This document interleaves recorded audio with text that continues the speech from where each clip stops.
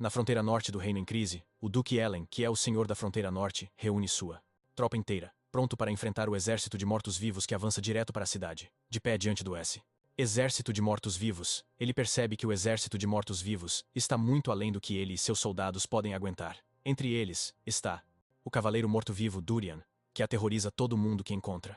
Dizem que Durian é tão poderoso que nem mesmo 10 cavaleiros de alto escalão lutando até a morte garantem uma vitória contra ele. Os soldados veem isso e começam a surtar. Eles dizem ao duque que não tem chance contra o exército de mortos-vivos e que seria melhor recuar.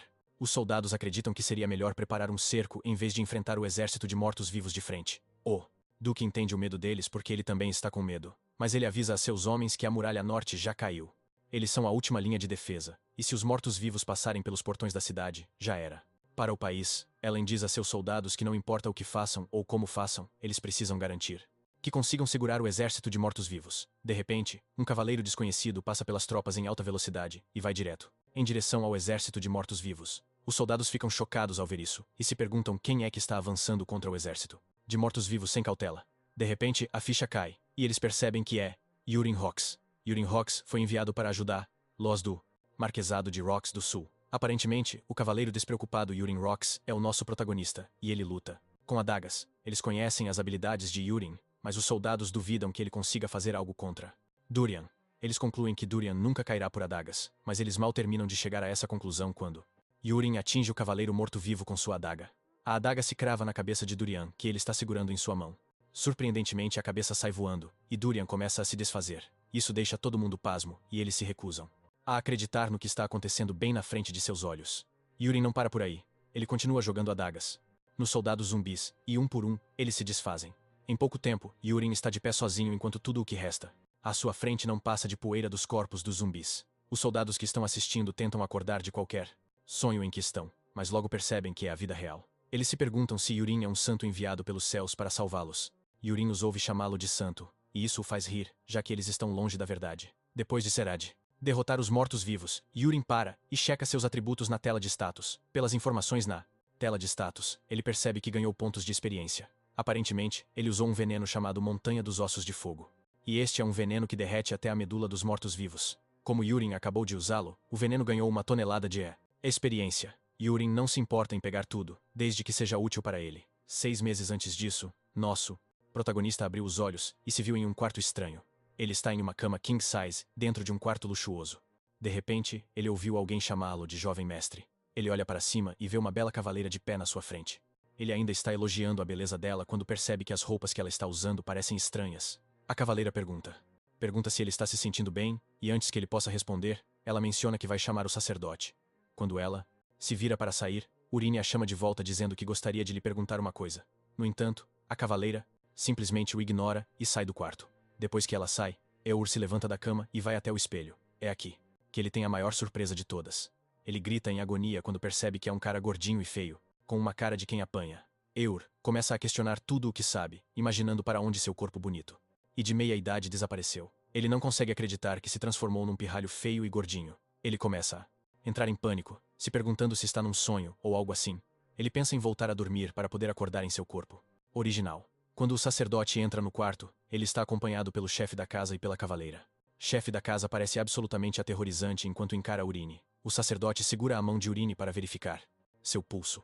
Enquanto o sacerdote faz isso, o chefe da casa chama Urine de uma desgraça total, se perguntando por que ele finalmente decidiu acordar. Urine fica paralisado de medo enquanto se pergunta quem é aquele homem assustador. O sacerdote pede ao chefe da casa para se acalmar, já que Urine acabou de acordar e ele pode puni-lo mais tarde. O sacerdote examina o corpo de Urine e revela sua surpresa por ele não estar gravemente ferido. Na verdade, sua mente está estável e todos os seus ferimentos sumiram. O sacerdote diz que isso é um alívio, mas o chefe da casa discute com ele, dizendo que seria melhor se Urine estivesse morto. As coisas pioram quando o homem grita com Urine, dizendo que ele espancou sua noiva. Urine está genuinamente confuso com tudo o que está acontecendo. E o velho continua com seu sermão, dizendo que Urine tem 19 anos e ainda não amadureceu. O chefe da casa grita novamente, dizendo a Urine que ele é um inútil, já que seu irmão conseguiu despertar sua aura. Urine, por outro lado, está ficando mais gordo a cada dia. Ao ouvir a palavra aura, algo estala na cabeça de Uran. O homem então diz a Eur para se desculpar com ela quando se recuperar. Urine fica confuso com o que o homem quer dizer com ela. Isso lhe rende outra rodada de sermão, enquanto o homem o lembra que está falando de sua Noiva, Ilia. O homem avisa a Urine que ele está ferrado se sua noiva não o perdoar. Urine é forçado a perguntar de novo para ter certeza de que ouviu direito. O homem repete o nome de Ilia e diz para ele parar de desonrar a família Rox. O homem então termina sua fala chamando-o pelo nome, Urine. Nesse momento, Urine confirma seu medo, percebendo que ele é Urine Rox. Já que ele é Urine Rox, ele conclui que o homem é o Marquês Willington Rox. O homem ouve isso e fica furioso.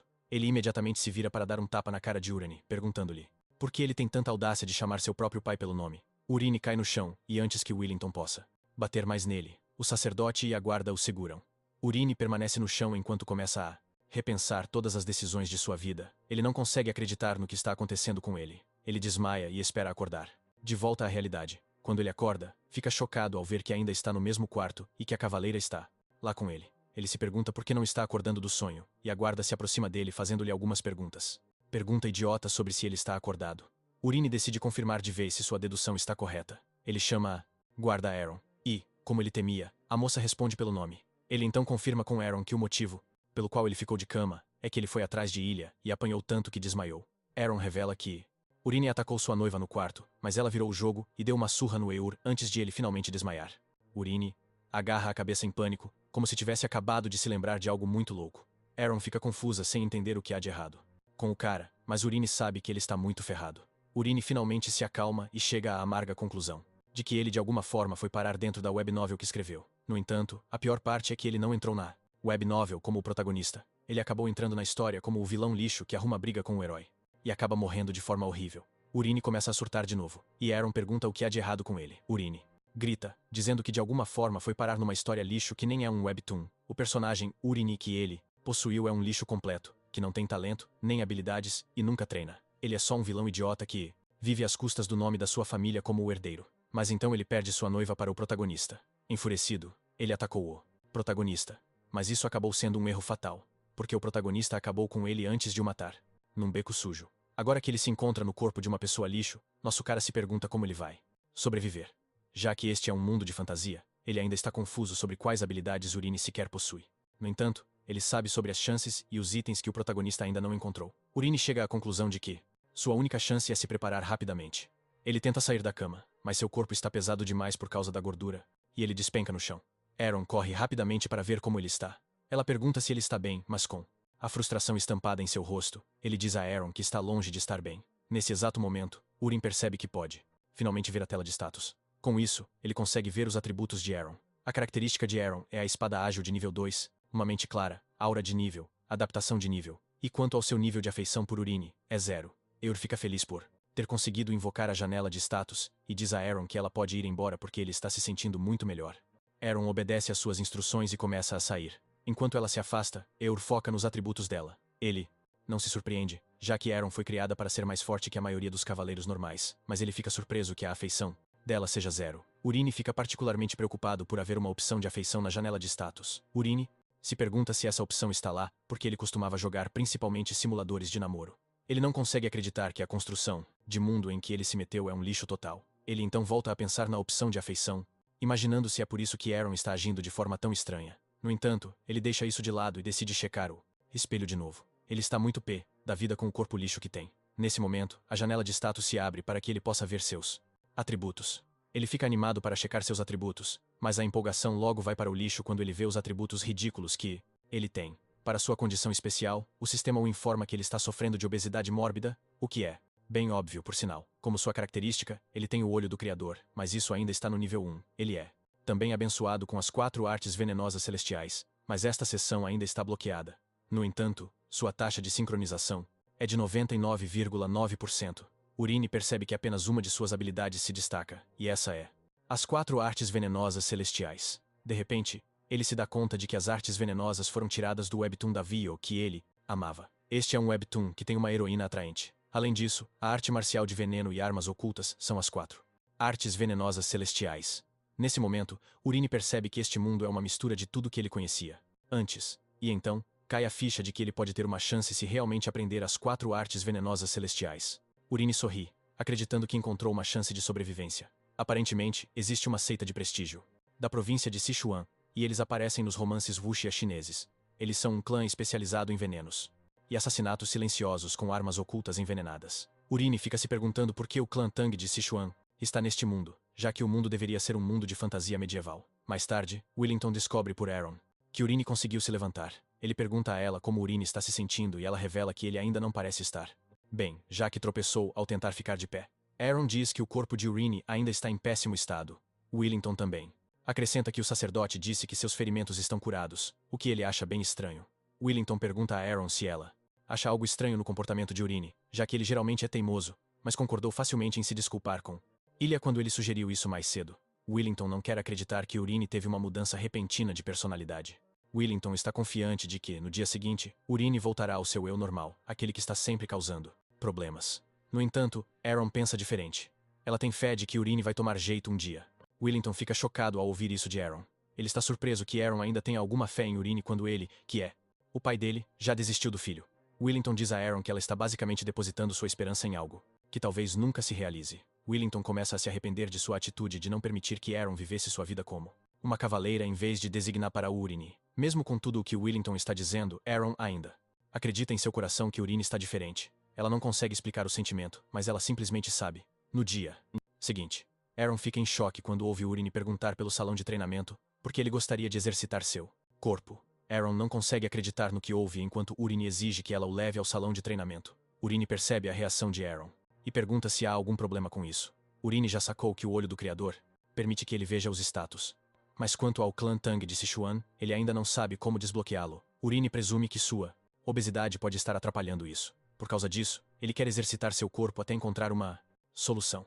Enquanto ele e Aaron caminham pela mansão, Urine fica impressionado com o tamanho do jardim, e ele o compara a vários estádios juntos. Depois de andar por alguns minutos, Eur já está sentindo o calor. Ele pensa em malhar no seu quarto, mas ele sabe que sempre vai desistir e apenas dormir, já que tem uma cama que vai ficar o encarando. Eur é esperto o suficiente para saber que não pode malhar no seu quarto. Eles passam por um monte de trabalhadores e empregadas. Graças ao olho do Criador, ele consegue ver o que eles pensam sobre ele. Todo servo que ele encontrou, ou não gosta dele, ou o odeia pra caramba. Eur não culpa nenhum deles por isso, já que o Eur era um babaca que tratava mal todo mundo na mansão. Logo depois, eles chegam ao terceiro salão de treinamento. Eur já está sem fôlego quando eles chegam lá. Aaron avisa a ele que os cavaleiros usam o segundo e o primeiro salão de treinamento, e é por isso que o terceiro salão de treinamento está livre. Ao entrar no salão, eles percebem que tem alguém treinando lá.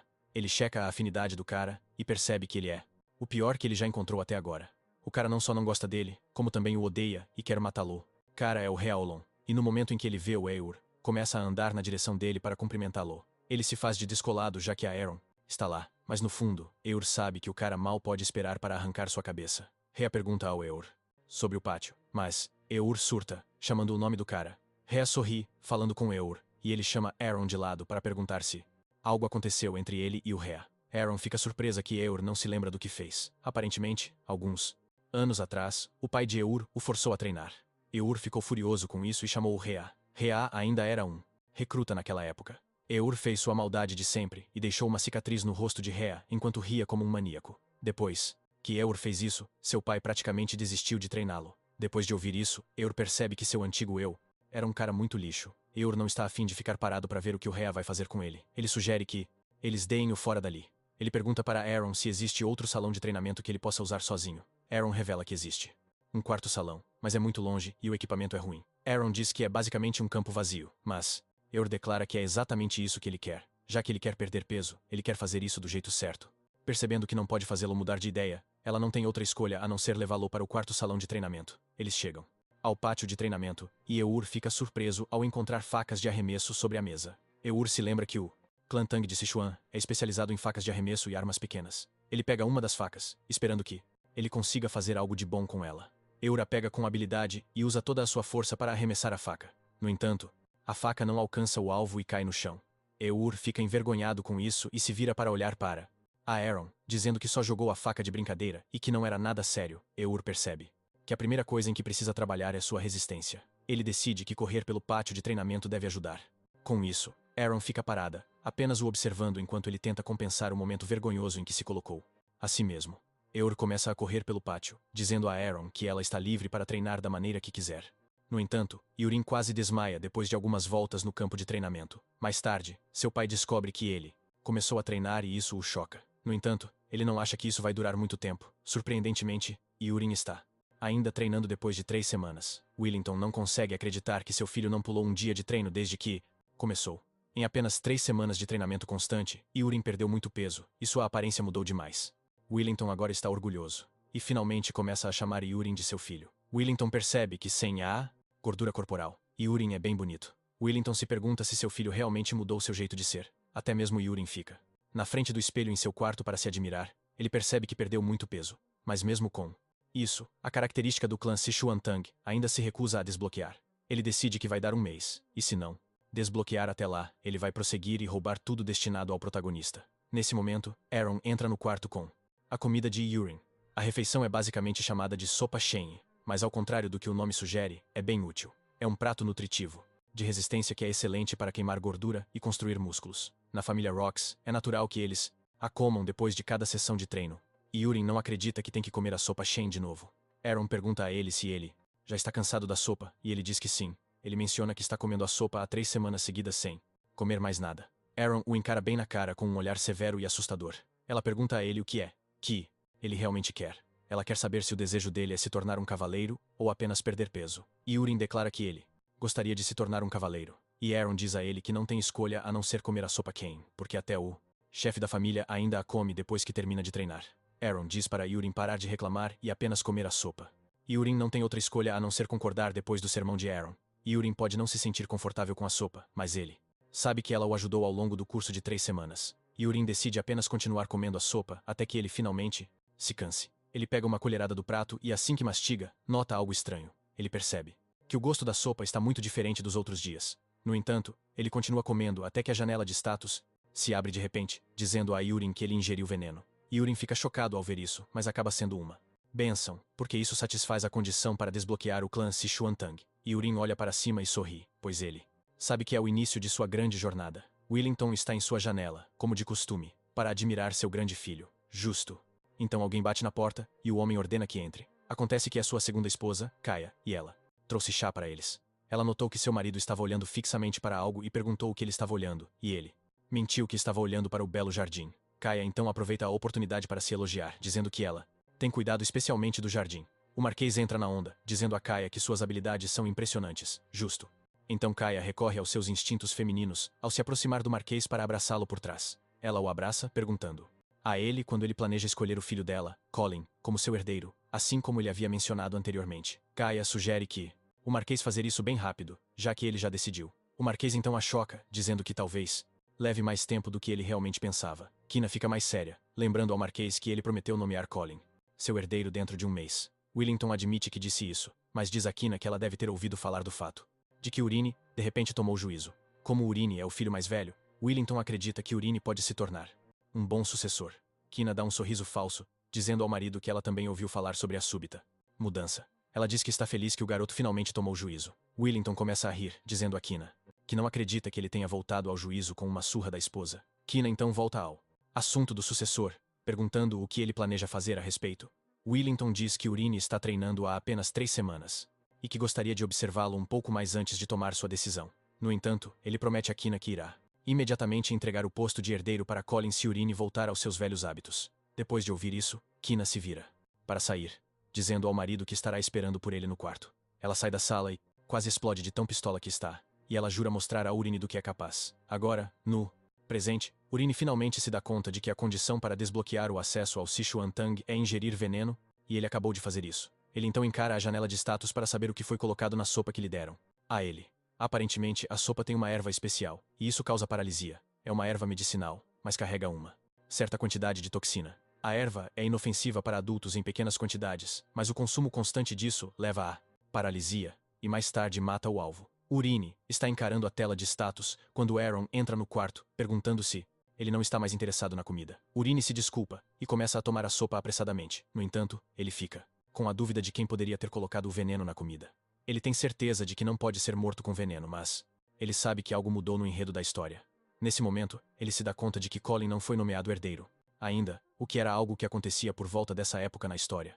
Ele se pergunta se a nomeação de um herdeiro foi atrasada porque ele começou a treinar, e a pessoa que colocou o veneno na comida não gosta dele, e muito provavelmente é do lado do Colin. Depois que ele termina de comer, o sistema o informa que o veneno de paralisia fraca foi desbloqueado para ele. Urine se vira para Aaron dizendo que terminou a refeição e que estava tão boa que o levou às lágrimas. Ele diz a ela que quer um tempo sozinho, e sem discutir, Aaron se retira do quarto pedindo para Urine descansar. Depois que Aaron sai, Urine fica em frente ao espelho e exige que o clã Sichuan Teng apareça para ele. Nesse momento, os status de Urine aparecem bem na sua frente. Ele ganhou algumas habilidades que incluem envenenamento leve, mas seu status de excesso de peso ainda permanece. Além disso, sua taxa de sincronização caiu para 97%. Urine, então, se concentra em mais das características e percebe que há um monte de características que ainda estão bloqueadas. Ele ainda não consegue acessar as técnicas mais poderosas porque elas exigem que outras condições sejam cumpridas. Urine fica chocado, impressionado com o número de venenos que estão disponíveis para ele, e o último nível no painel é o nível 30.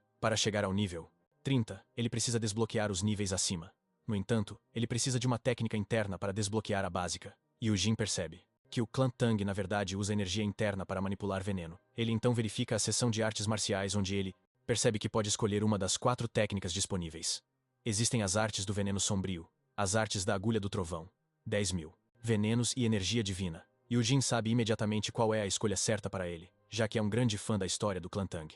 A arte do veneno sombrio foca em veneno, enquanto a arte da agulha do trovão foca em armas ocultas. Já a dos 10.000 venenos e energia divina leva mais tempo para dominar, mas permite que o usuário alcance a maestria tanto em veneno quanto em armas ocultas. Sem pensar 2 vezes, ele escolhe a energia divina dos 10.000 venenos. No momento em que faz sua escolha, ele sente uma energia estranha circulando por seu corpo, e ele percebe que precisa circular a energia imediatamente. Ele tira a camisa e começa a meditar, e com isso, ele sente um fluxo estranho por todo o seu corpo. Ele chega à conclusão de que a energia que está sentindo é Qi. Ele começa a guiá-la através dos meridianos corretos para que possa armazená-la no Dantian para construir força interna, e o Jin permanece nessa posição durante a noite sem perceber.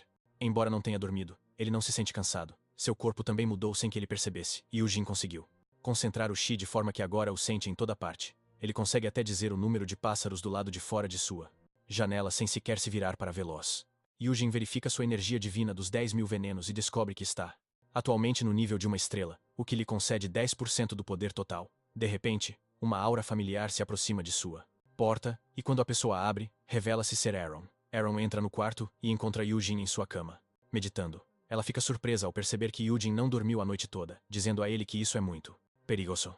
Ela sugere que Yujin descanse durante o dia, mas Yujin recusa, dizendo a Aaron que vai treinar. Yujin assegura a Aaron que se sente ótimo e está em sua melhor condição, então ele tem que treinar. Aaron então sai para que possa preparar o café da manhã, mas ela percebe que Yujin está ficando mais musculoso. Quando ele chega ao pátio de treinamento, Yujin pega uma das facas de arremesso. Ele para na frente do alvo e, para sua surpresa, uma mira aparece bem na frente de seus olhos, como em um jogo de tiro em primeira pessoa. Com isso, ele consegue mirar com precisão no alvo. Ele arremessa a faca com toda a sua força enquanto Aaron o observa. A faca atinge o alvo com precisão máxima, deixando Aaron chocada. Ao fazer isso, Yujin desbloqueia as armas ocultas do clã Tang. Aaron não consegue se conter e se aproxima de Yujin, perguntando o que ele acabou de fazer. Yujin se faz de desentendido, dizendo a Aaron que ele também não tem ideia do que aconteceu. Ele acredita que são os resultados do treinamento do último mês começando a aparecer. Aaron discorda disso, já que ela não acredita nisso. Yujin percebe que esta será a primeira vez que ele verá Aaron totalmente confusa e sugere que tente arremessar a faca mais uma vez. Yujin pode sentir a energia interna ardente pulsando de seu corpo quando ele arremessa algo. Com isso, ele faz uma pose ainda melhor e arremessa a faca mais rápido e mais forte. A faca atinge o alvo bem no meio e o racha, deixando a Aaron totalmente chocada. A Aaron encara o Urine bem na cara, apontando o fato de que ele acabou de estilhaçar a tábua do alvo. O Urine apenas sorri, mas ele sabe que ter a mira aparecendo em seus olhos é basicamente um código de trapaça para ele. Aparentemente, o Urine uma vez amou um jogo de FPS chamado Battle Attack, e ele até ficou em primeiro lugar no torneio da Lan House feito para o jogo. A Aaron grita com o Urine perguntando o que ele acabou de fazer.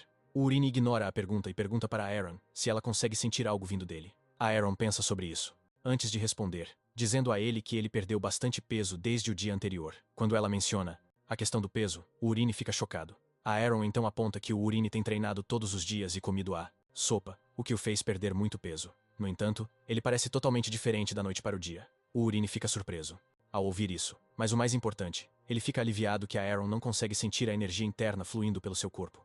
Isso basicamente diz a ele que ele é o único que pode usar energia interna neste mundo, e que mais ninguém consegue detectar. Com isso, o Urine está confiante de que ganhou um poder incrível e decide continuar praticando. Ele pega as facas e começa a arremessá-las para atingir o alvo com precisão. A Aaron fica chocada ao ver isso, e ela finalmente se adianta, pedindo para tentar arremessar as facas também. Ela pega uma faca, faz sua pose e a arremessa, mas para sua surpresa, a faca ricocheteia no alvo. O Eur ri, dizendo que está feliz por haver algo que a Aaron não consegue fazer. O Urine então dá outra olhada na janela de status onde ele vê que desbloqueou o corte reto. Isso permite que ele arremesse mais rápido e mais forte, e não apenas com objetos de memória. Basicamente, ele pode pegar qualquer coisa e arremessá-la com precisão máxima, assim como ele está fazendo com as facas. O Urine fica surpreso ao ver isso e decide testar sem demora. A Aaron ainda está ocupada se culpando quando o Urine a incita a se afastar. A Aaron fica chocada quando vê o Urine segurando uma espada de madeira quebrada. O Urine para na frente do alvo e circula energia pelo seu corpo, e usando a habilidade de corte reto, ele arremessa a espada de madeira danificada. Para a maior surpresa da Aaron, a espada de madeira estilhaça o alvo. A Aaron grita de horror, e pergunta ao Eur que tipo de poder ele tem correndo em suas veias. O Urine responde sem jeito que é o poder da prática, mas a Aaron não é boba, e ela sabe que isso é praticamente impossível. O Urine então implora um favor a Aaron. Ele está ciente de que ela relata todos os seus movimentos para o pai dele, mas ele implora para que ela não conte ao pai dele sobre isso por enquanto. A Aaron quer discutir isso, mas o Urine aponta o fato de que ele está atualmente testando várias coisas, e ele promete explicar tudo para ela mais tarde. Tudo o que ele quer é que ela lhe dê um tempo para colocar as coisas em ordem. A Aaron não tem escolha a não ser concordar com isso. Mais tarde naquele dia, o Urine segue um dos trabalhadores, o Peru. Usando o olho do criador, ele descobre que o cara usa veneno, mas sua afinidade com ele é neutra. O Urine imediatamente percebe que o Peru é a pessoa que ele está procurando, já que ele é o único que pode facilmente colocar veneno em sua comida sem que ninguém perceba. Usando a flecha flutuando em sua mão, o Urine consegue mirar no Peru e o atinge com um veneno paralisante que deixa uma mancha verde. Peru é atingido antes mesmo de saber o que está acontecendo. Ele cai no chão e desmaia enquanto Yurin está orgulhoso de si mesmo. Graças à janela de status, Yurin consegue ver que o efeito do veneno paralisante vai durar por uma hora. Yurin pega o cara desmaiado e o leva para um armazém silencioso. Quando o cara finalmente acorda, ele vê Yurin parado na sua frente, e ele parece muito ameaçador. Yurin sorri maldosamente, e Peru já sabe o que o espera.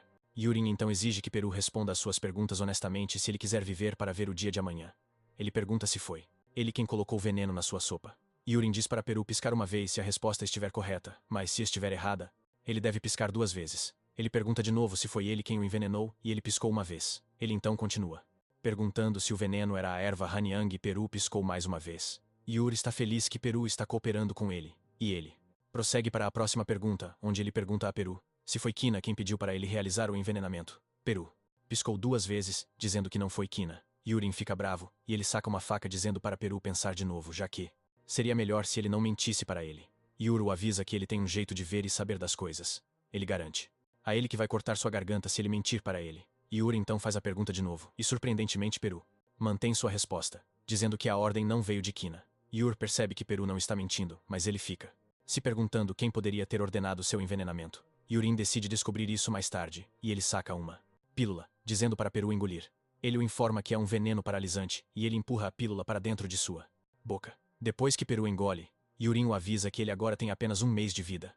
Yurin garante a Peru que todos os seus órgãos internos vão derreter se ele não tomar o antídoto no prazo de 1 mês. Como Peru não quer morrer, Yur diz a ele que terá que começar a seguir suas ordens. Peru treme de falhamba. Medo, percebendo que se colocou em uma situação comprometedora. Yurin então coloca a mão na cabeça de Peru e usa seu poder para liberar o veneno paralisante. Com isso, Peru pode finalmente se mover e falar. Yurin então faz a pergunta de novo, exigindo saber quem ordenou a Peru que o envenenasse. Peru finalmente revela a verdade, dizendo que foi o capitão dos cavaleiros, Kerox Livingtain. Yurin fica chocado ao ouvir isso, e Peru revela que Kerox está planejando matar Yurin por doença dentro de Kerox. 1 ano. Acontece que Kerox é o irmão mais velho de K, e ele conseguiu o posto de capitão dos cavaleiros graças ao casamento dela com o Marquês. Yurin fica aliviado por não estar totalmente errado, já que Kerox é irmão de K, o que os torna cúmplices. Yurin então entrega a Peru um pedaço de papel, e escrito no papel, há uma lista de venenos. Como Peru é muito conhecedor de venenos, Yurin acredita que ele pode ajudar a obtê-los no mercado negro. Yurin diz a Peru para pegar o dinheiro que ele precisa de Kerox e reunir todos os venenos da lista. Yurin quer que Peru traga os venenos para ele, e ordena que ele comece com o que ele já tem consigo. Peru fica chocado e pergunta sobre os venenos de Yur, mas Yurin responde friamente, dizendo a Peru que ele nunca lhe deu permissão para fazer perguntas. Peru rapidamente se desculpa, e Yurin diz que ele está livre para ir.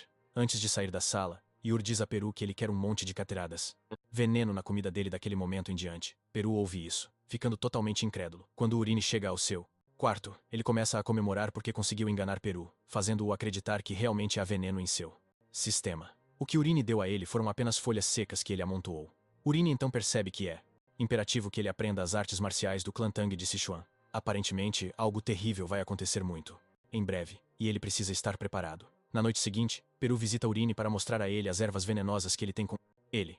Ele as coloca sobre uma mesa, e Urine dá uma boa olhada nelas. A primeira é a erva Hanyang.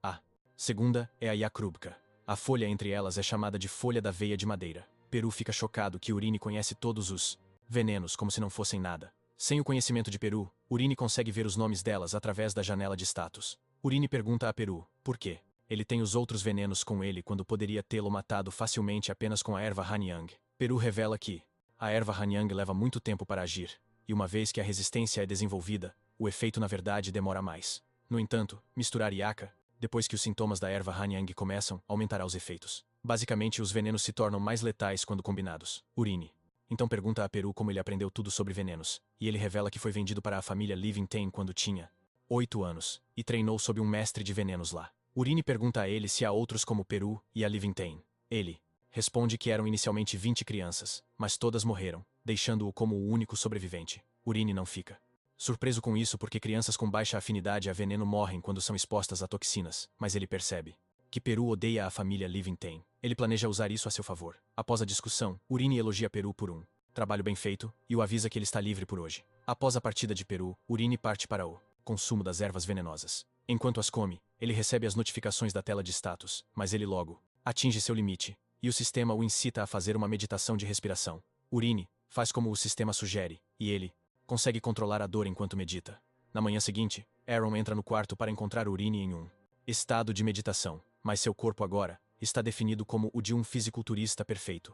Aaron fica chocada com o que está vendo ali, mas por outro lado, Urine conseguiu aprimorar a energia dos 10.000 venenos para o estágio 2. Ele adquiriu um monte de técnicas de artes marciais e técnicas de veneno no processo também. Aaron está prestes a começar a falar sobre o corpo de Urine, quando ela percebe algo podre no quarto. Urine não sabe o que dizer a Aaron, pois ele sabe o motivo por trás do cheiro desagradável. Aparentemente, quando a energia interna de alguém aumenta e suas artes marciais sobem de nível, o corpo libera uma grande quantidade de resíduos de uma vez. Já que o quarto está fedendo e o odor obviamente vem dele, Urine se oferece para abrir a janela, mas Aaron grita com ele para não abrir a porta. Ela diz para Urine ir para o banheiro. Depois que ele termina o banho, Urine e Aaron saem. Urine está satisfeito consigo mesmo, pois conseguiu adquirir uma nova habilidade, o trabalho de pés, Soyong.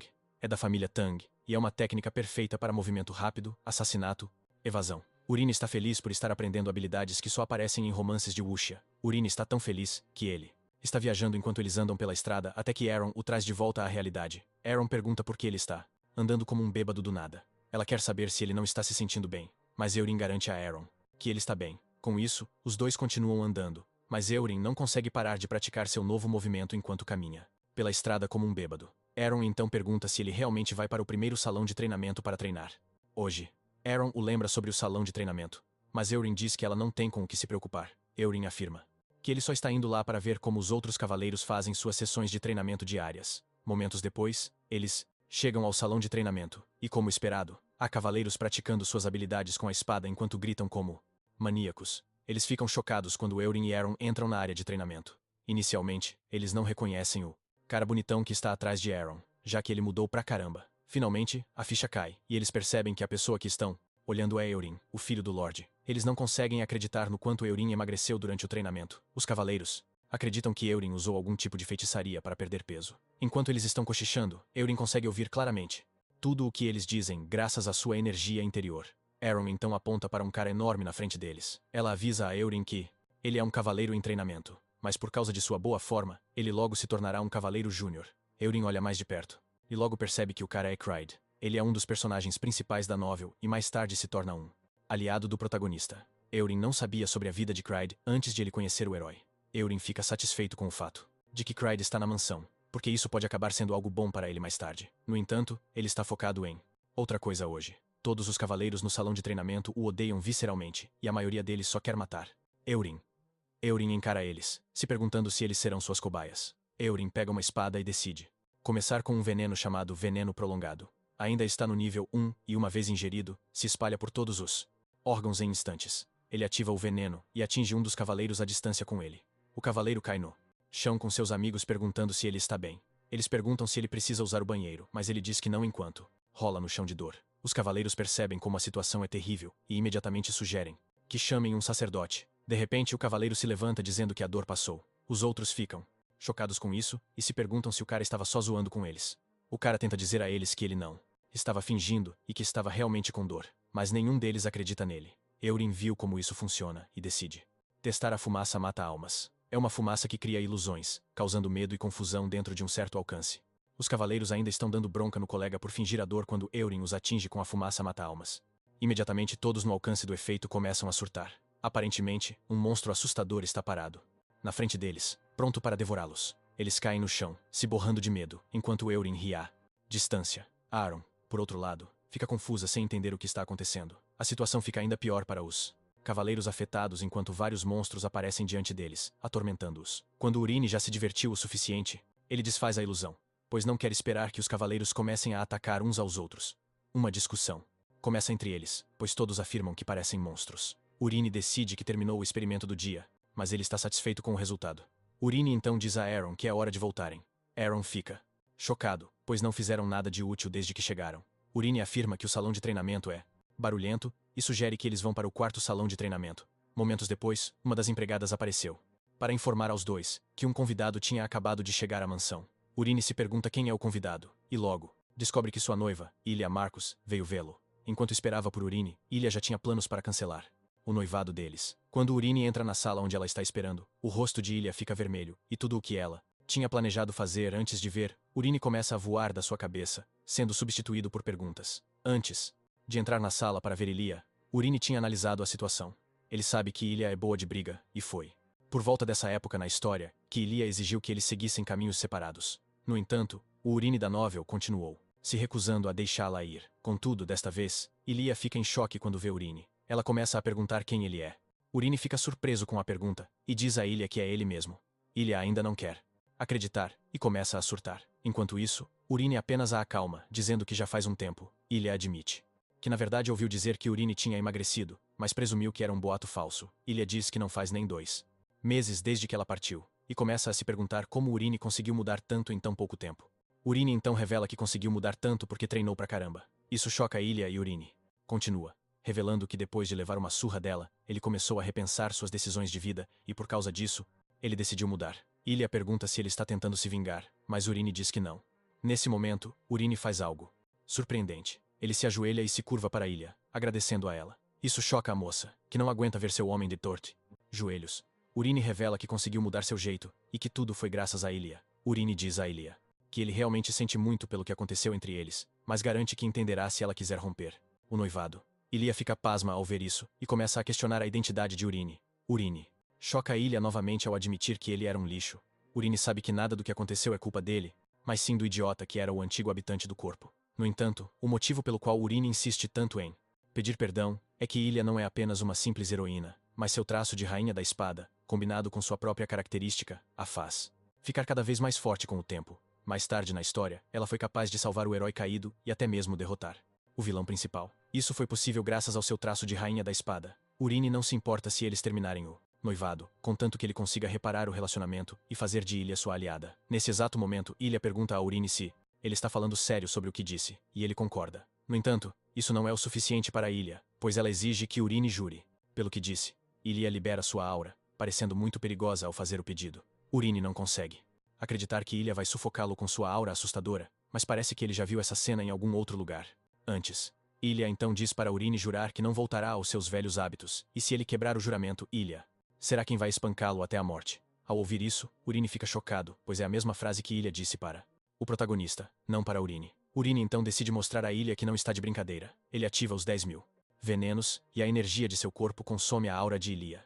Urine então diz a Ilya que jura não voltar a seus velhos hábitos. O rosto de Ilya fica vermelho de tanto corar, mas ela consegue se conter, e diz a Urine que ela estará de olho nele. Ela o avisa que mais um erro da parte dele, e o noivado acaba. Urine fica chocado que Ilya não está desfazendo o noivado. Quando Ilya se encontra com Willington em seus aposentos, o homem também fica chocado assim como Urine, quando descobre que Ilya não vai desfazer o noivado. O Marquês é forçado a perguntar a Ilya por que ela não está desfazendo o noivado. e Lia então menciona que seu pai sempre lhe disse que as pessoas não têm conserto. E, quando ouviu o boato de que Urine tinha mudado, ela ficou curiosa.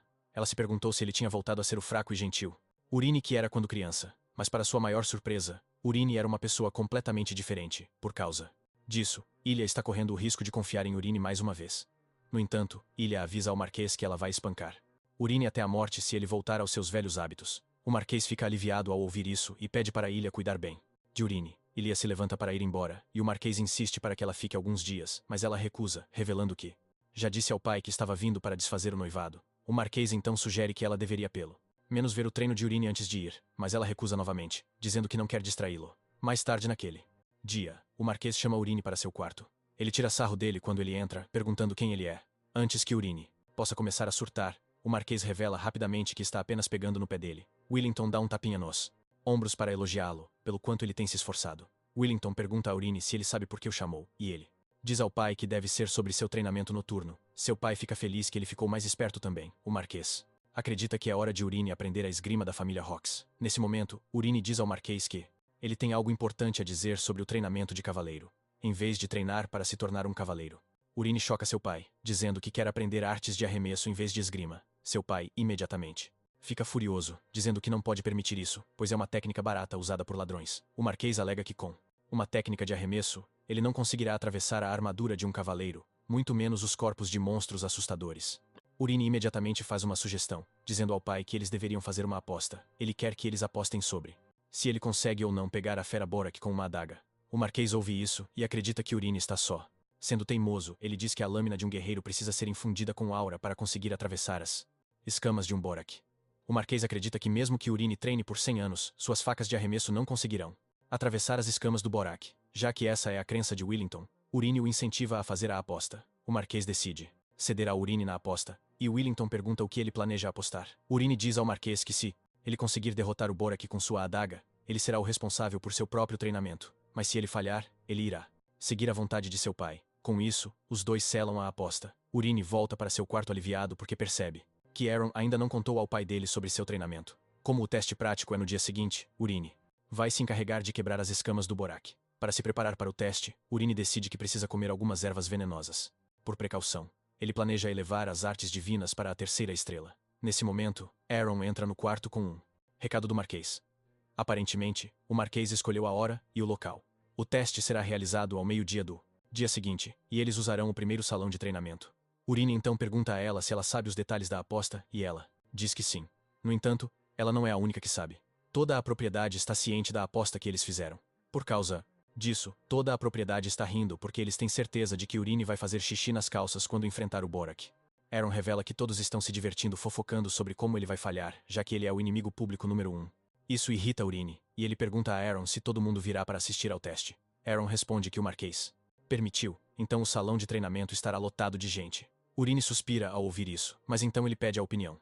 Aaron inclina a cabeça enquanto diz que acredita que o dia seguinte será o dia de Urine. Naquela noite, ele fez o que prometeu e elevou as artes divinas para a terceira estrela. No dia seguinte, Urine fica chocado quando percebe que o salão de treinamento está lotado de gente como se estivessem lá para assistir a uma luta na arena. Antes do exame começar, Urine garante ao seu pai que está pronto, mas ele aponta o fato de que a área inteira está lotada de gente.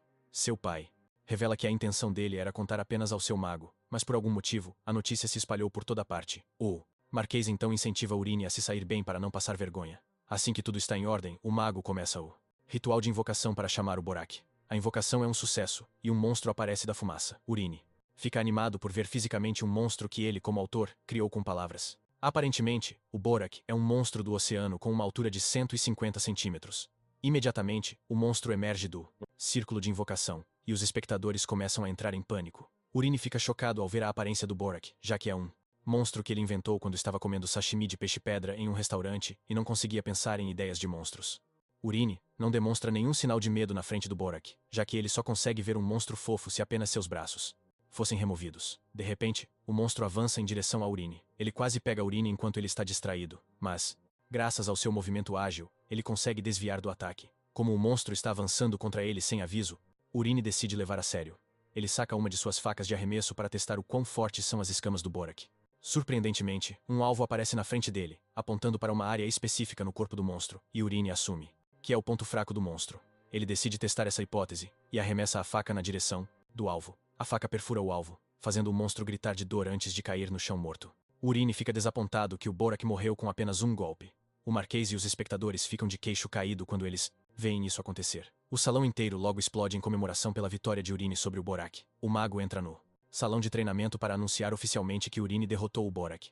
O Marquês deixa seu assento e corre até Urine para perguntar como ele conseguiu derrubar o Borak com apenas um golpe. Urine responde sem jeito que ele apenas mirou bem e conseguiu acertar o alvo. O Marquês não quer aceitar o resultado, já que o Borak morreu com um único golpe de adaga. Ele argumenta que isso não faz sentido, e Urine o interrompe rapidamente, perguntando se o Marquês está tentando voltar atrás, com sua palavra. Nesse momento, o mago diz ao Marquês que Urine mirou no braço do Borak, onde não há escamas. Ao ouvir isso, o Marquês grita com Urine, dizendo que ele conseguiu derrotar o monstro.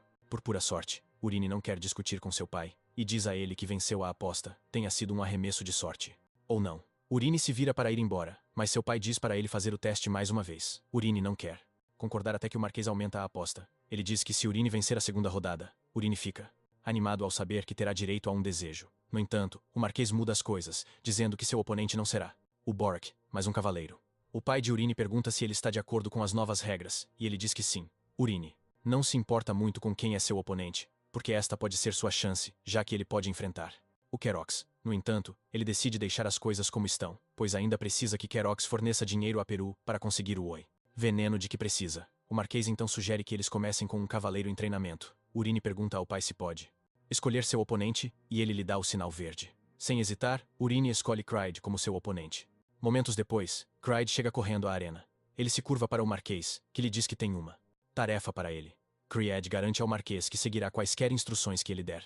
Nesse momento, Willington aponta para seu filho e diz a Cryde para ensinar uma lição àquele moleque. Cryde fica chocado ao ouvir isso, e o Marquês percebe. Ele imediatamente pergunta se Cryde não consegue fazer, mas Cryde diz ao Marquês que ele está à altura da tarefa. De repente, Urine diz algo ultrajante. Ele diz a Cryde que vai arremessar apenas 3 adagas contra ele.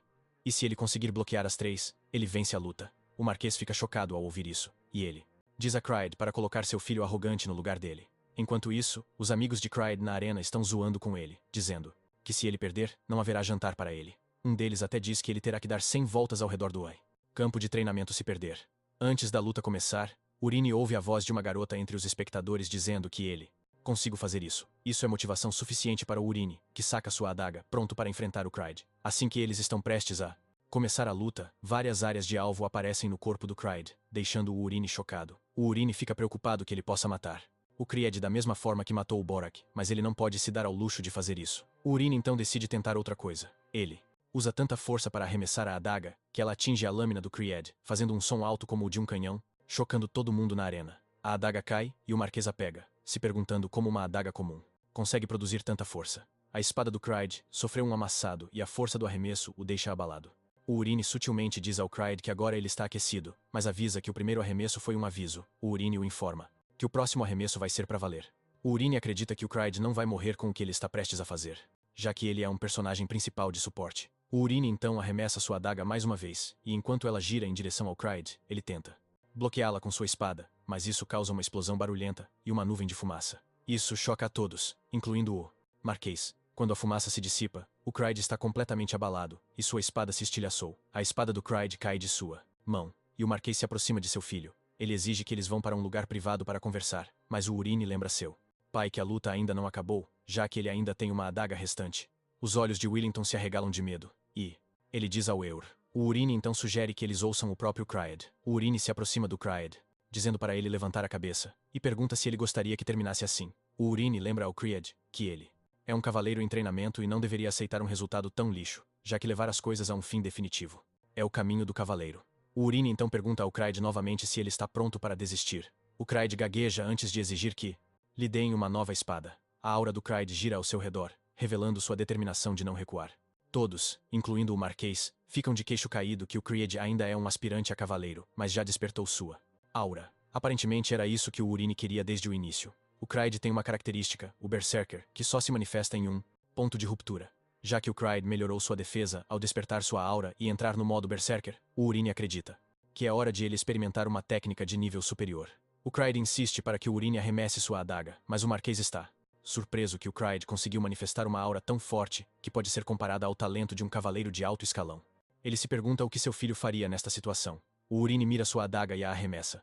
No entanto, desta vez, a adaga gira enquanto se aproxima do Cryde. O Cryde fica chocado e confuso, se perguntando por que a adaga está lenta, ao contrário das outras. O Cryde fica bravo, acreditando que o Urine está tirando uma com a cara dele. Desta vez, ele decide levantar sua espada para tentar bloquear a adaga, mas antes que ele possa atingi-la, ela gira e passa por sua espada.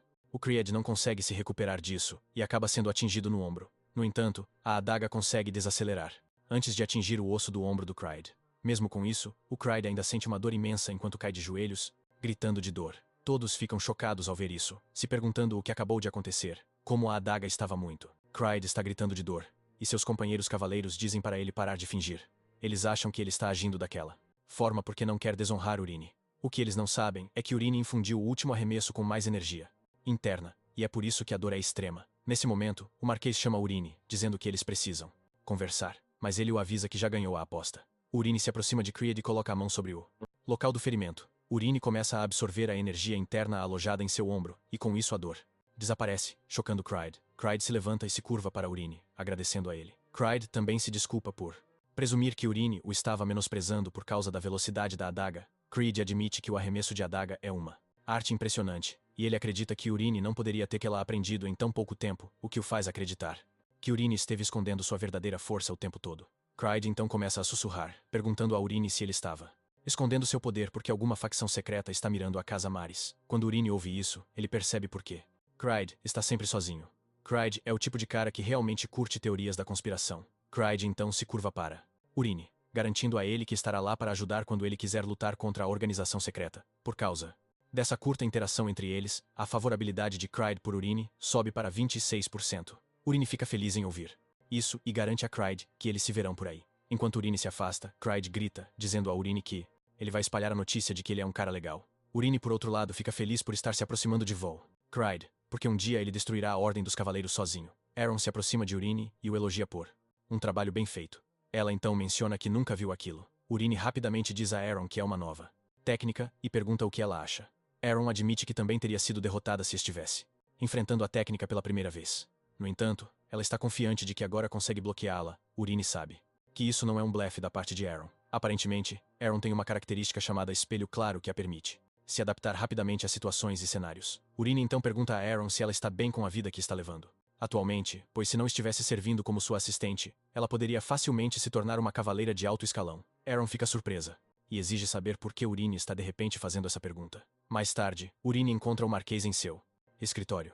Willington grita com seu filho para chamá-lo de pai sempre que estiverem sozinhos, porque ser tão formal os faz sentir distantes. Urine concorda sem jeito e se dirige ao homem como pai. O Marquês então pergunta a Urine sobre a técnica que ele usou durante o duelo. Ele andou vasculhando os arquivos e não conseguiu encontrar nada relacionado ao tipo de técnica que Urine usou. O homem diz que Urine está treinando há apenas um mês, o que torna praticamente impossível aprender tal habilidade em tão pouco tempo. O Marquês exige que Urine lhe diga a verdade, mas Urine sabe que, obviamente, não pode lhe contar a verdade. No entanto, ele já tinha preparado algo para o caso de Cass algo assim acontecer.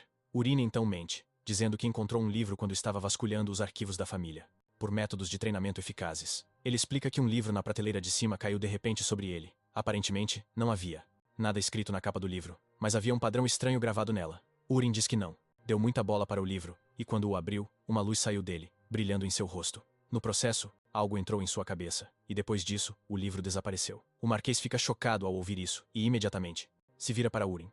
Urine já esperava por isso, já que foi ele quem criou o conceito. Ele inventou a história de que um grimório é uma forma de transmitir técnicas ou magia, gravando-as em um livro através do poder de um grande mago. O Marquês não duvida das palavras de seu filho porque o arquivo contém muitos livros que foram coletados por seus ancestrais, e nem mesmo o Marquês conhece tudo nos arquivos. O Marquês então diz a Urine que o destino deve ter lhe concedido uma grande sorte, e por isso ele encontrou o livro. O Marquês então diz a Urine que vai manter sua promessa e não o forçará a aprender esgrima. E quanto à outra promessa, que é um desejo, o Marquês pergunta o que ele quer. É aí que Urine pede algo que choca seu pai. Ele diz a seu pai que quer a posição de herdeiro, deixando seu pai de queixo caído. Urine fica surpreso com a reação de seu pai, perguntando se ele não pode conceder o desejo se é isso que ele quer. Seu pai revela que, na verdade, está dentro de sua autoridade concedê-lo. Urine menciona que a expressão de seu pai aponta para outra coisa e ele sabe que seu pai está hesitante, porque sabe que isso lhe causaria problemas. Há muitas pessoas dentro do marquesado que iriam se opor à declaração, especialmente Kina. Como ele sabe o quão aborrecido seu pai ficaria, ele diz que vai ceder desta vez. O Marquês fica aliviado ao ouvir, e agradece a Urim. Na realidade, Urim nem está interessado na posição de sucessor, porque se ele se tornar o herdeiro, terá que passar o dia inteiro com seu pai para que possa receber educação sobre como administrar o marquesado, o que basicamente significa que sua liberdade acaba. Em vez disso, Urim prefere aprimorar suas habilidades e viajar pelo mundo em uma aventura. Seu pai então pergunta a Urim sobre outro desejo, já que ele abriu mão do último.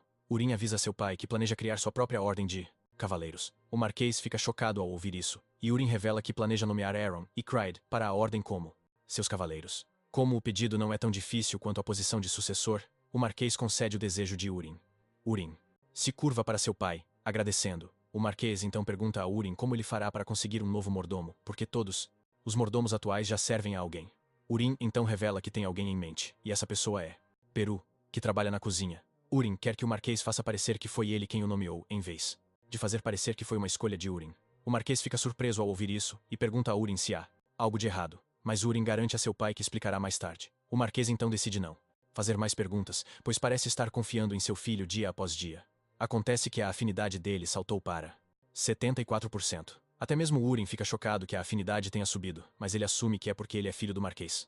Mais tarde, Eur informa a Arin e Cried que eles agora fazem parte de sua Ordem da Noite e ele quer que eles continuem treinando com afinco. Além disso, ele apresenta um novo mordomo, Peru, a eles, garantindo que Peru cuidará de todas as necessidades deles. Antes, Eur e Aaron conversaram sobre o novo acordo. Eur tinha aberto o jogo, contando para Aaron que Peru na verdade é um espião, e é por isso que ele substituirá Aaron como mordomo. Eur revela que Peru foi enviado para assassiná-lo por Kina e Kerox. Aaron ficou ainda mais surpresa ao ouvir isso, e ela questionou a decisão de Eur de manter Peru por perto, já que ele quer acabar com a vida dele.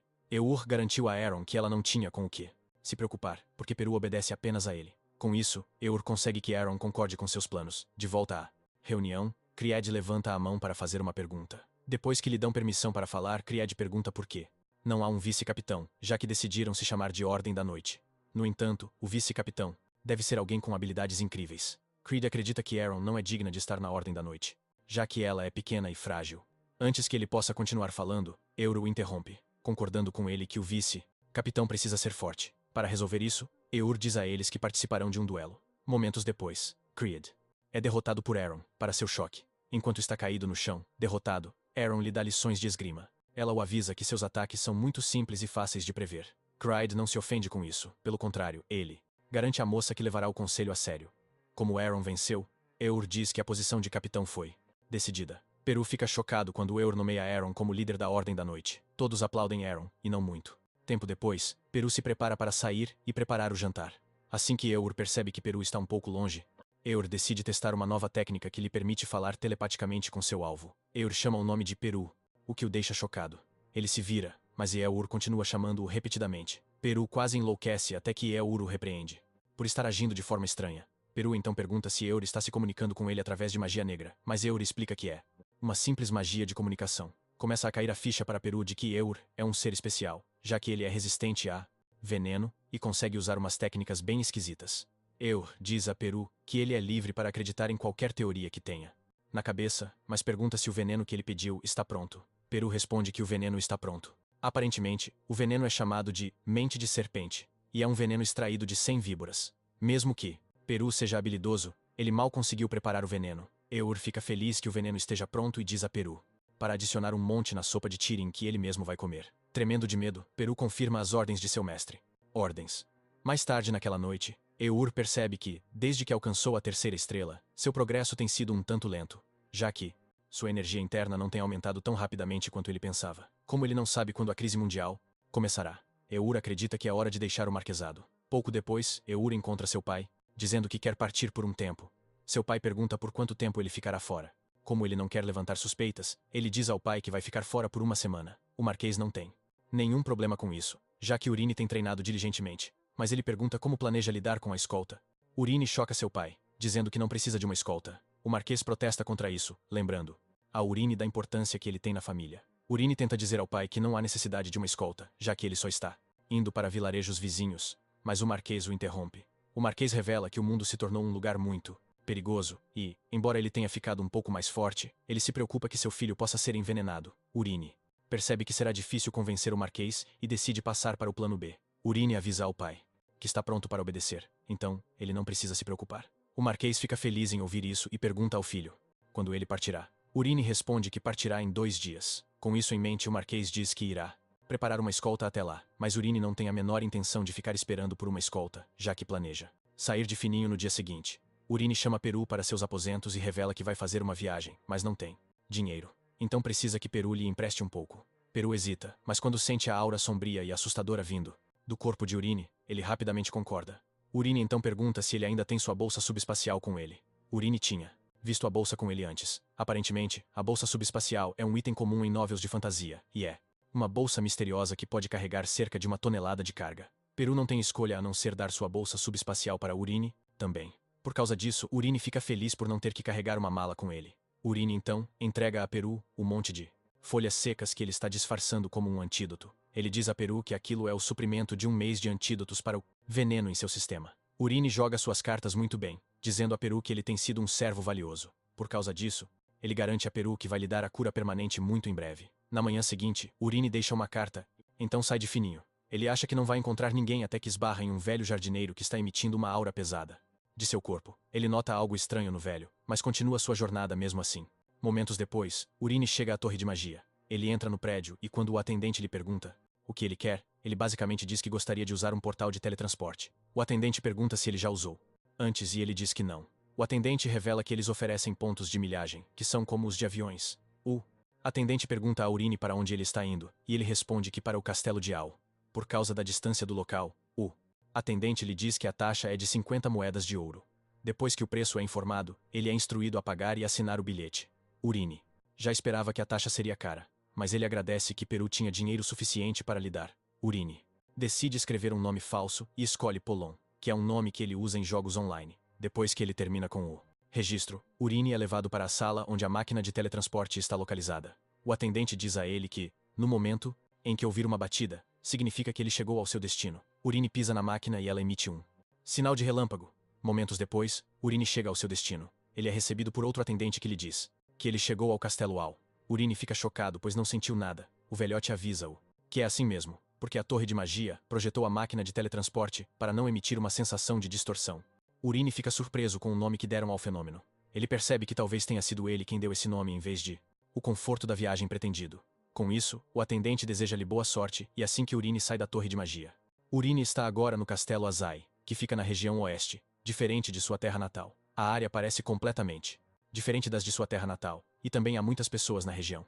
No entanto, Urine não está preocupado com isso, pois sua maior preocupação é o Beco dos Ferreiros. Ele pergunta a uma das pessoas que encontra e elas descrevem para ele. Urine começa a verificar os becos, mas não consegue encontrar o que procurava. Já está ficando tarde, mas ele decide checar o último beco. Ele logo encontra uma oficina de ferreiro e entra. Ele pergunta ao atendente se ele conhece a pessoa que atende pelo nome de Forja do Unicórnio. O cara então diz a Urine que não há ninguém com esse nome na área, fazendo Urine começar a se questionar. Ele acredita que leu errado, mas enquanto ele pensava sobre isso, o cara lhe diz que na verdade está planejando dar esse nome à sua loja. Quando Urine ouve isso, ele usa o olho do criador no cara. Ele descobre que seu nome é Girenal, e ele é um ferreiro muito bom. Urine sorri como uma criança quando vê isso, pois percebe que finalmente encontrou o lugar certo. Urine então exige ver as armas que ele fez, e Jiren obedece. Enquanto olham suas criações, Urine pergunta a Jiren como seus negócios têm ido. Jiren afirma que suas habilidades não são as melhores, e é por isso que ele está preso no beco. Na verdade, sempre que os clientes entram, eles apenas dão uma olhada e vão embora. Por causa das vendas fracas, Jiren revela que não sabe por quanto tempo mais conseguirá aguentar. Urine então percebe algumas espadas penduradas na parede. Uma das espadas é uma espada do Espírito do Vento, que foi imbuída com a bênção do Espírito do Vento Sylph. A espada aumenta a velocidade de ataque, a velocidade de movimento e a agilidade. A outra espada é a grande espada do Espírito do Fogo. É uma espada que foi imbuída com a bênção do Espírito Inferior do Fogo, a Salamandra. A espada aumenta a estamina, a força e a resistência. Urine então pergunta a Jiren se foi ele quem fez as espadas, e ele diz que sim. No entanto, ele acredita que, depois que ele terminou de fazê-las, elas se revelaram um fracasso total. Aparentemente as espadas ficaram tão pesadas, que mesmo alguém forte mal consegue levantá-las. Então, ninguém acaba comprando. Depois que ele termina de dizer isso, Urine sabe que a culpa não é de Jiren. As espadas ficaram pesadas porque humanos indignos as tocaram. Aparentemente, a Espada concederá um poder imenso a quem for digno. Como Urine sabe disso, ele diz a Jiren que vai comprar as espadas, deixando Jiren totalmente chocado. Jiren acha que as espadas são um fracasso, mas Urine sabe que ambas as espadas são perfeitas para Aaron e Clyde. No entanto, Urine ainda está atrás de outros tesouros. De repente, Urine pergunta ao ferreiro se ele tem armas enferrujadas. Jiren tem um monte e as traz. Jiren fica surpreso que Urine queira nelas, já que ele já as considerava um desperdício. Yurin fica feliz por ter encontrado a galera do jeito que ele armou. Ele mergulha a mão no recipiente e tira uma adaga, dizendo a Jiro que quer a adaga. Jiro fica chocado, pois não foi ele quem fez a adaga. Ele apenas a encontrou no depósito e não faz a menor ideia de como ela foi parar lá. Em primeiro lugar, Jiro fica chocado quando Yurin diz que vai pegar a adaga junto com as espadas. Jiro conclui que Urine só está atrás de coisas defeituosas. Jiren diz a Urine para lhe dar apenas 2 moedas de ouro, e ele irá lhe dar a adaga de graça. Urine fica feliz por ter conseguido um bom negócio, mas ele é o único que sabe o quão valiosa a arma é. Nesse momento, ele percebe que não se trata apenas das armas, mas do próprio ferreiro.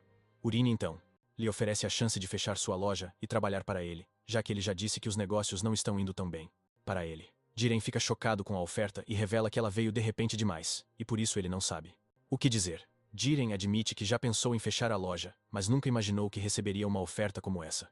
Depois que ele diz isso, Urine decide se apresentar ao ferreiro. Urine se apresenta como a Lança Invencível, que é o Protetor do Sul. Depois de terminar com o título, ele revela seu nome verdadeiro.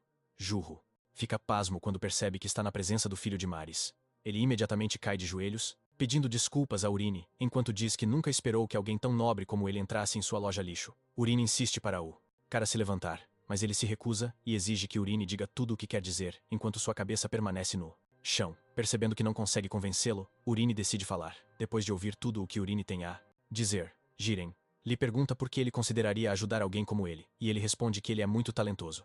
Joro fica surpreso ao ouvir Urine dizer que ele tem talento, porque ele não se considera na categoria de ferreiros talentosos, já que leva bronca de seu mestre todos os dias. Urine menciona que andou por aí verificando outras forjas, mas a loja de Jurro se destaca. Jurro lhe pergunta como sua loja se destacou das outras, e Urine o informa que a sinceridade é a chave. Urine explica que viu a maneira como ele fez suas armas e o extremo detalhamento sobre elas. Por causa disso, Urine o informa que um dia ele despertará como um talento especial. Isso é algo que Urine inventou na hora, mas ele espera que Hiro caia nessa. Felizmente para ele caiu e Jiren revela que o seguirá.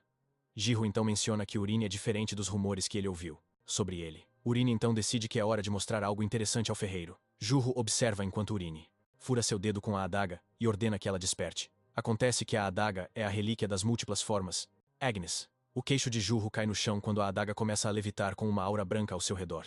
Ferreiro começa a se perguntar o que está acontecendo.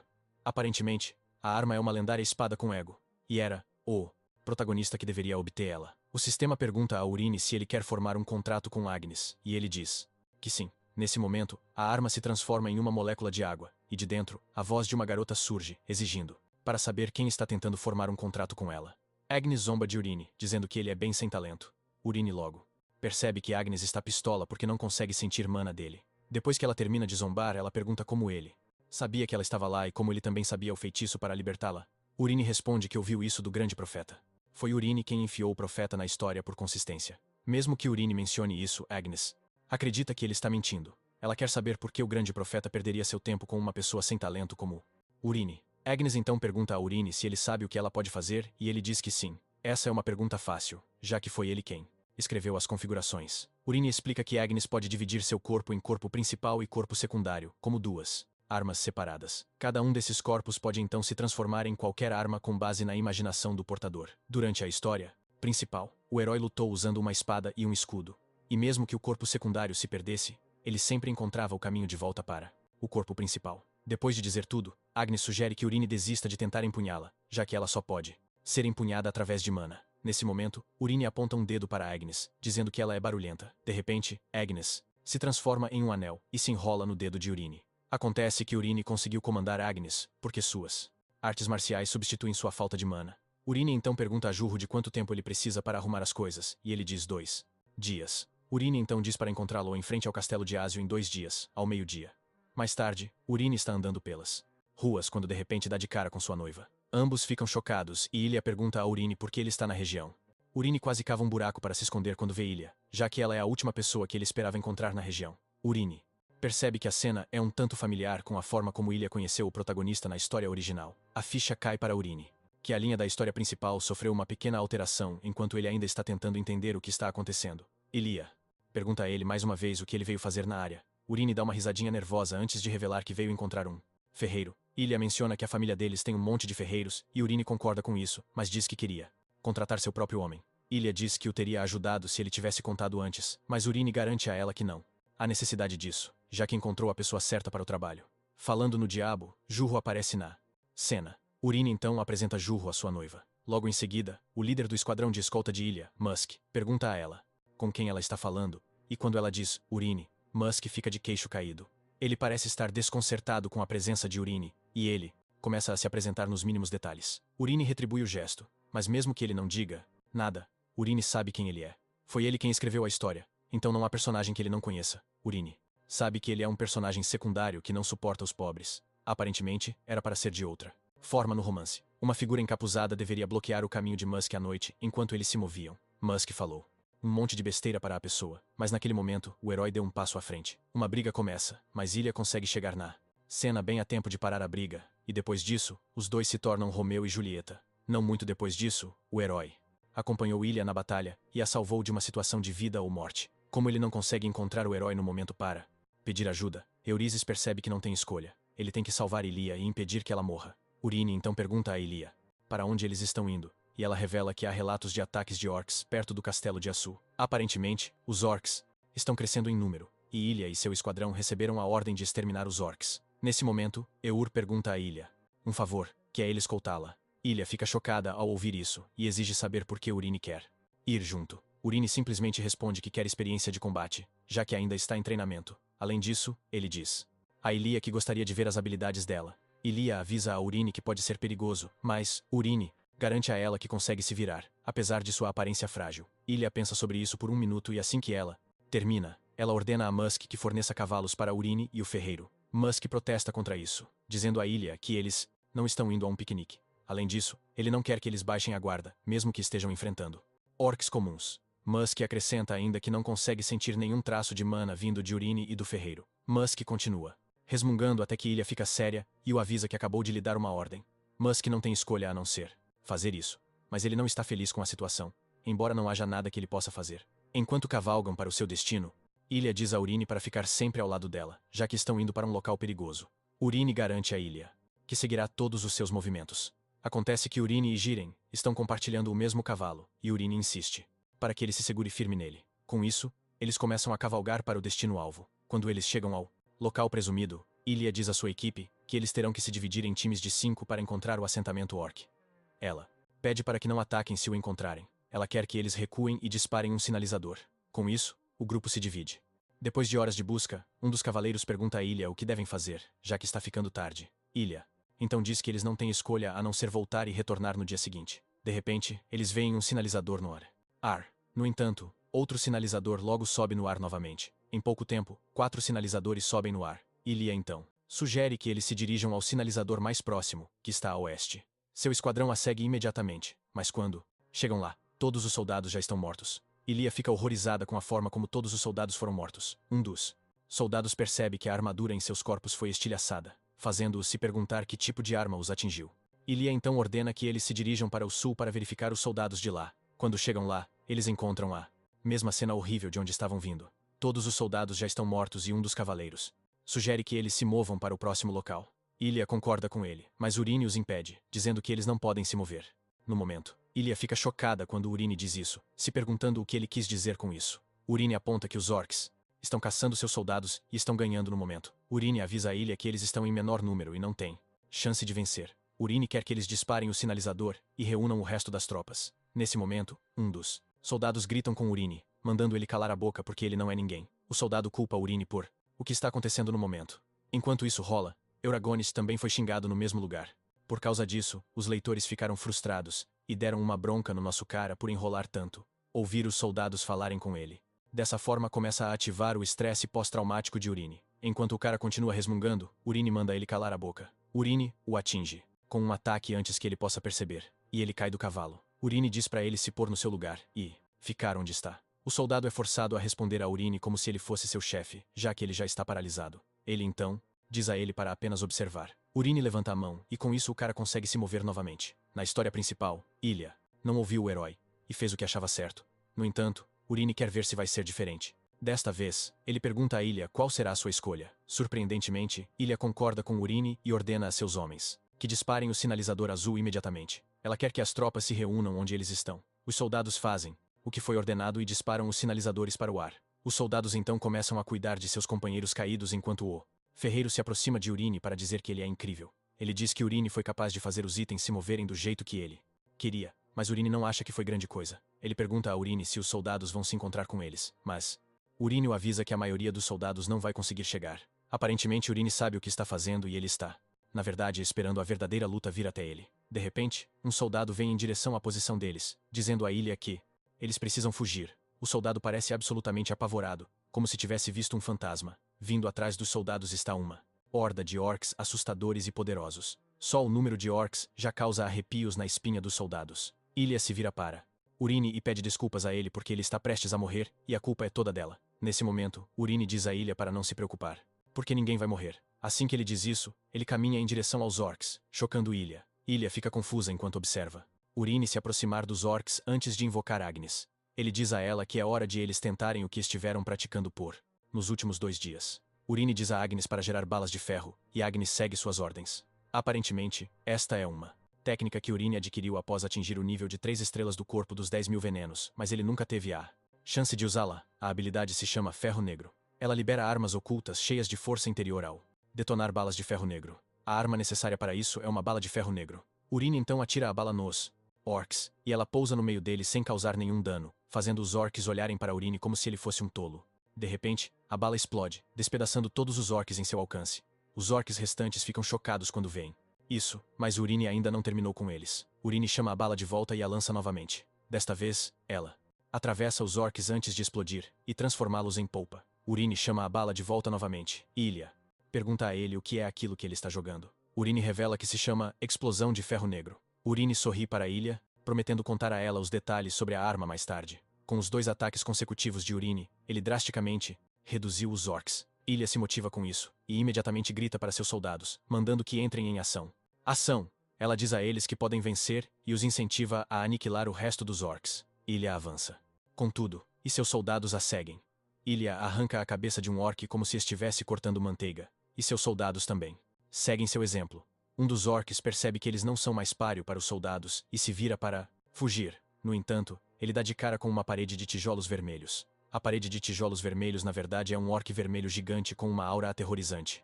O orc vermelho agarra o soldado fugitivo pela cabeça e o esmaga. Os soldados e o resto dos orcs no local quase se borram de medo ao ver o monstro aterrorizante na frente deles. O orc vermelho é tão gigante que os orcs verdes comuns parecem amendoins em comparação a ele. O orc vermelho também está empunhando uma lâmina do tamanho de um prédio, mas Urim não parece surpreso, pois já esperava pelo lendário guerreiro orc vermelho Karuto. Urim sabe que todos eles estarão acabados, a menos que matem Karuto naquele exato momento.